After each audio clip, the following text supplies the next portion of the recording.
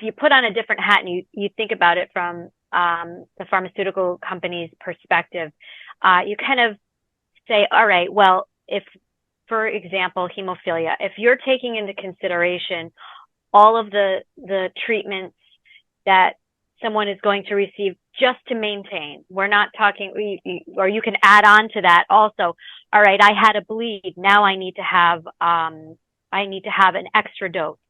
I'm going to the emergency room for that. I get hospitalized because I've now got some joint damage associated with the bleeds.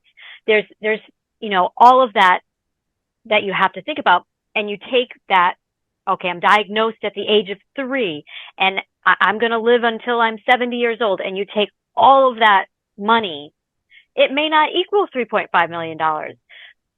That said, I do feel like it's important for us to consider paying for this over time. I know, the payment's going to go to the pharmaceutical company, but really, the responsibility is more for society. And it doesn't matter if your commercial plan with Michelle's insurance on day one of diagnosis, or you move to Andy's plan when you're 25, or, you move to Medicare when you're 65. It's really something that is something that should be the responsibility of society. So I'm not sure that it's a perfect response to paying for this. And I know for a fact that there isn't one great mortgage-like payment that's out there. Like I can go and say, oh, I'm going to put it on my Visa and I'll be able to pay for it. Yeah, that I don't know that is the case.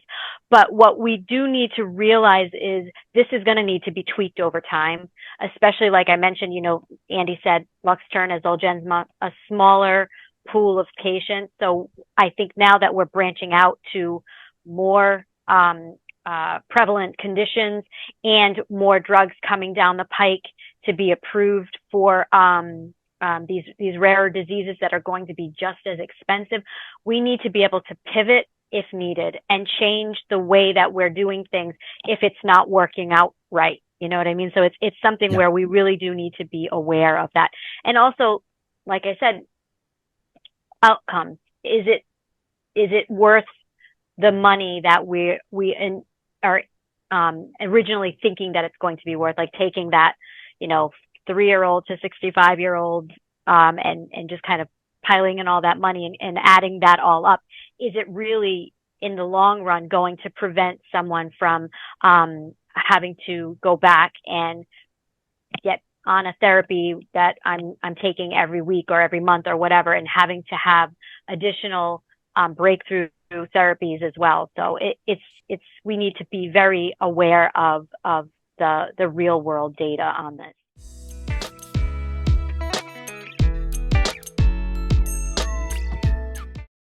At least for these types of products, there are, some, and it kind of varies by manufacturer as well. Some are more willing to participate in these value-based outcomes. Some say, based on our research and pricing and what we're, avoiding of costs for these patients, this is our sticker. It is what it is.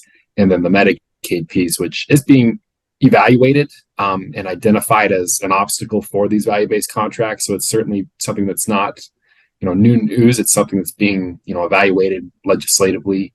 And hopefully something can come out that enables these contracts to kind of move forward without that being the hindrance. But generally speaking, there's not that many therapies that are this price tag yet. And so there's not a huge, pressure to give discounts because there's not, multiple products and treating one disease state. There's no competition for these. They're unique in their own right. And so they don't have that incentive that, a diabetes drug would have per se, or any other kind of normal disease state product that's on the market. So there's opportunities to have, the value-based discussion. That's likely what we're going to see more so than the discount, just the straight rebate discount that we see in other diseases, just because of the prevalence of rare disease, gene therapies versus, other common diseases.